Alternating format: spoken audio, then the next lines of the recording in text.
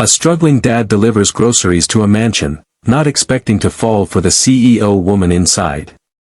Jason Reynolds adjusted the frayed strap of his delivery bag inside as he glanced at the address glowing on his cracked phone screen.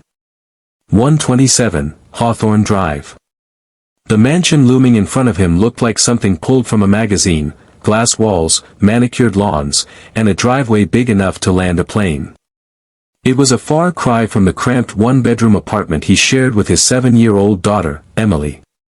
He hated working late shifts, but after Emily's asthma attack last month, the medical bills didn't leave him a choice. Groceries, rent, school shoes, it all piled up.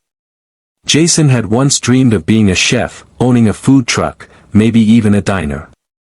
But dreams didn't pay for inhalers. He rang the bell. It echoed like it belonged in a cathedral. A few moments later, the door creaked open, revealing a woman in her mid-30s, barefoot in an oversized sweater, hair tied in a messy bun. She didn't look like a millionaire. She looked tired. Human.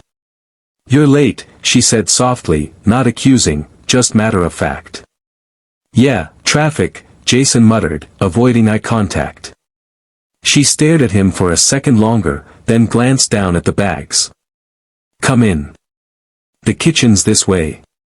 He hesitated, wiping his shoes on the mat, then followed. The inside was modern but surprisingly warm: plants, books, even crayon drawings on the fridge. "I didn't expect the CEO of Kingsley Foods to answer the door herself," Jason blurted, recognizing her from a business article. She raised an eyebrow. "You know who I am. Your face was in the newspaper at the grocery store.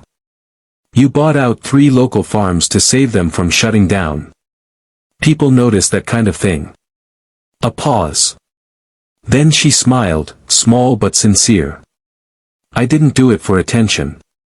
Jason looked away. Still, it meant something to a lot of folks. As he began unloading groceries, she leaned against the counter. "You always this quiet, or just tired?" Jason chuckled dryly. "Both. Single dad. My daughter's everything. Just trying to keep up."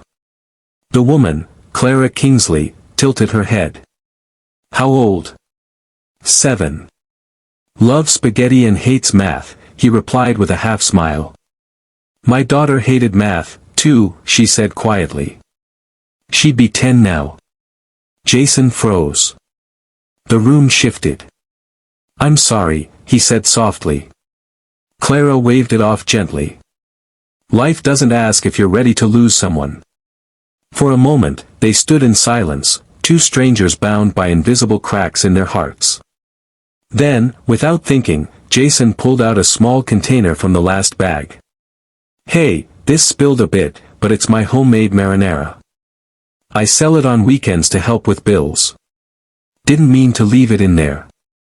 Clara took the jar, opened it, and sniffed.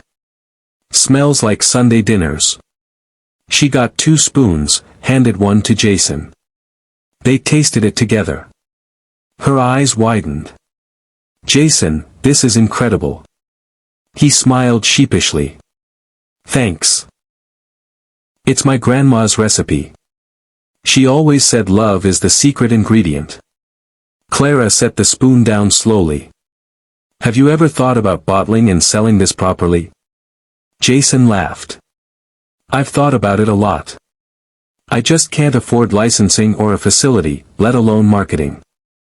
She looked at him, this time not as a delivery guy, but as a partner, a dreamer, a father. "What if Kingsley Foods helped you start?" she asked. "A real launch. You make the sauce. I'll help build the brand. Emily's Table, named after your daughter." Jason's mouth fell open. "You're serious?" Clara nodded. "Dead serious. The world needs more good food made with love." Tears welled up in his eyes. "You just changed our lives." "No," Clara said gently, smiling. "You changed mine. I've built empires but forgotten how to feel. You reminded me." That night, Jason walked away from the mansion not just with an empty bag, but with a full heart, a new beginning, and something he hadn't felt in a long time. Hope.